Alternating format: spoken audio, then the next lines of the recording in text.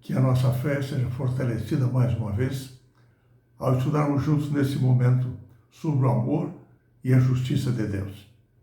Você é bem-vindo a mais esses momentos de estudo. Mas como conciliar a revelação de que Deus é amor, é bom, é todo-poderoso, com o fato de que o mal existe no mundo? Nós sofremos os seus resultados.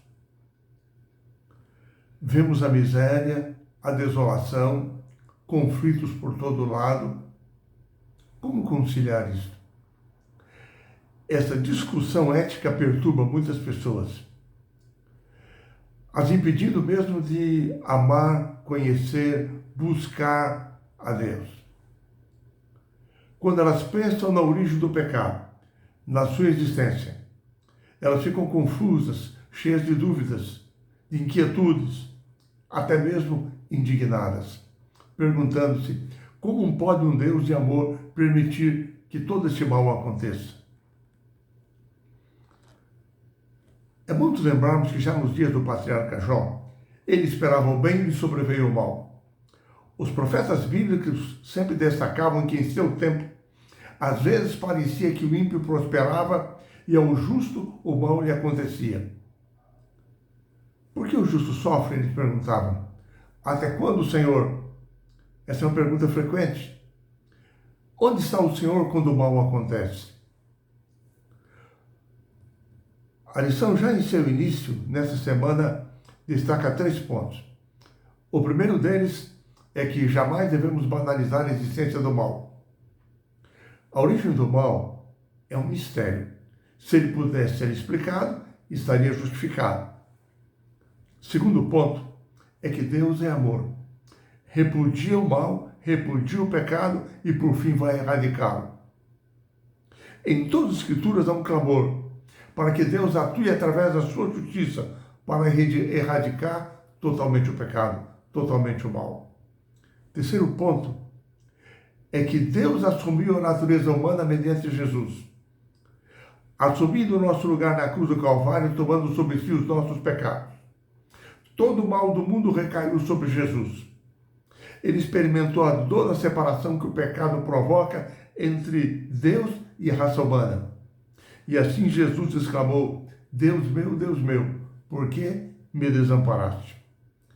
Na cruz, Cristo alcançou uma vitória moral contra o pecado. Na sua ressurreição, ele alcançou uma vitória sobre a morte, que é o resultado do pecado, garantindo assim a vida eterna para a humanidade. Assumiu o trono da glória no céu e no futuro irá erradicar para sempre o mal de todo o universo. A lição, aliás, abre um determinado parênteses sobre o problema da existência do mal, alertando-nos de que há muitas coisas que nós não sabemos sobre o mal. Quando nós analisamos, por exemplo, a história de Jó, nós percebemos que, primeiro, ele sentia-se aflito, ansioso pela situação que enfrentava. Em segundo lugar, ele questionava Deus sobre os motivos do seu sofrimento. Em terceiro lugar, ao buscar a resposta de Deus para aquilo que estava acontecendo, ele obteve a solução, a resposta para os seus questionamentos.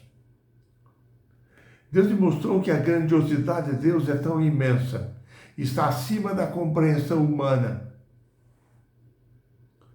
Deus mostrou a Jó que é um grande conflito moral que estava se travando nas cortes celestes.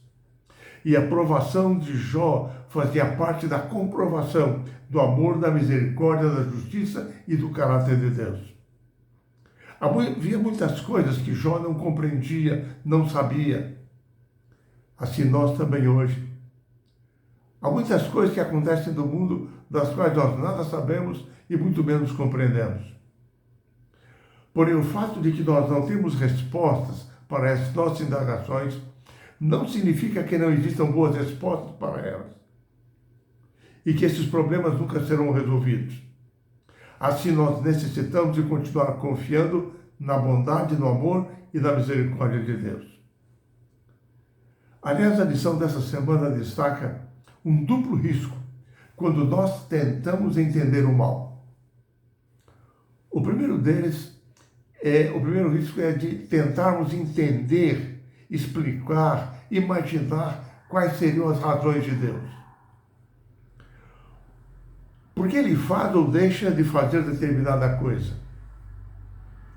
Nós podemos tornar-nos teístas céticos, ou seja, que possuindo ceticismo em relação à nossa incapacidade humana de entendermos as ações de Deus, não cremos mais na sua intervenção no mundo.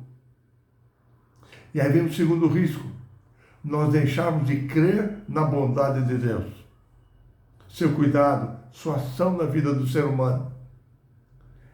É curioso que no Salmo 73, o salmista Asaf enfrentava esse mesmo dilema. Ele via os ímpios prosperando e tudo no mundo lhe parecia muito injusto. Compensava realmente servir ao Senhor? Perguntava Asaf. Asaf só encontrou resposta para essa sua pergunta, ele diz quando ele olhou para o santuário de Deus. Porque ali ele viu simbolizada a justiça de Deus. E percebeu que o justo juiz trará em sua justiça, no devido tempo, a solução para o problema do pecado, para o problema do mal. É por isso que nós cremos que o nosso entendimento, como adventistas do sétimo dia, sobre o juízo de Deus, simbolizado no ritual do santuário, nos ajuda a crermos na justiça restauradora de Deus e na eliminação final do mal e do pecado. E assim nós chegamos a um ponto-chave na lição dessa semana. É que o uso indevido do livre-arbítrio é que deu origem ao mal. Pensemos, sem o livre-arbítrio, não existiria um relacionamento de amor entre Deus e suas criaturas. Por isso, Deus concedeu o livre-arbítrio aos seus filhos.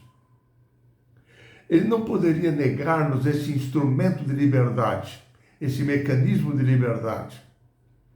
Porque a liberdade é inerente ao amor. É essencial, é sagrada para a manutenção do amor. Na Bíblia nós encontramos a verdade de que sem liberdade não existe amor. E sem amor não existe liberdade. Em toda a Bíblia nós percebemos de que nós somos criados por Deus com capacidade de escolha.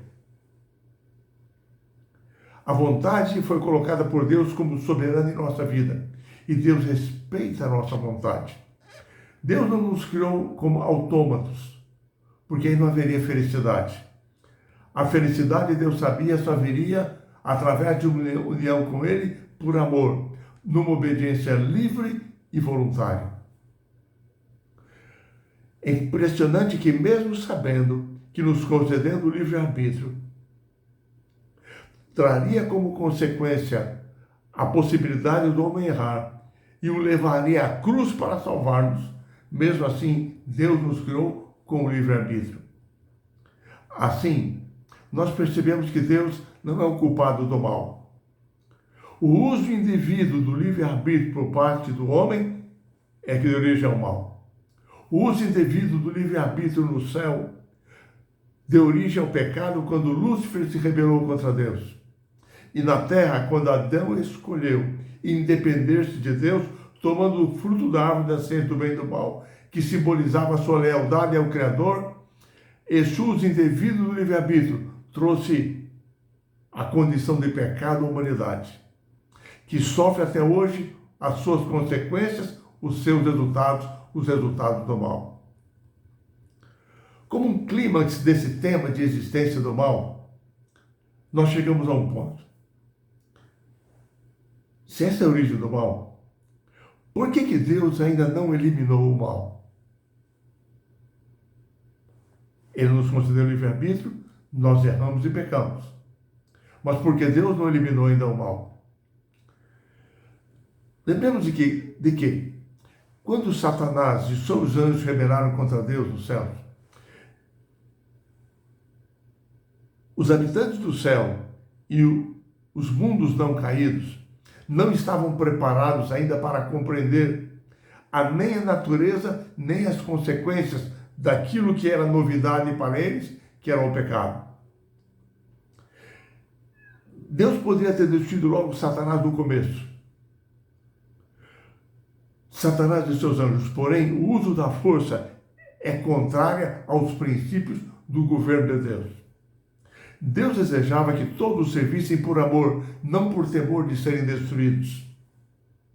O amor não pode ser imposto pela força, ele precisa ser conquistado por amor. O problema do pecado era um problema moral, que colocava em questão o amor e a justiça de Deus.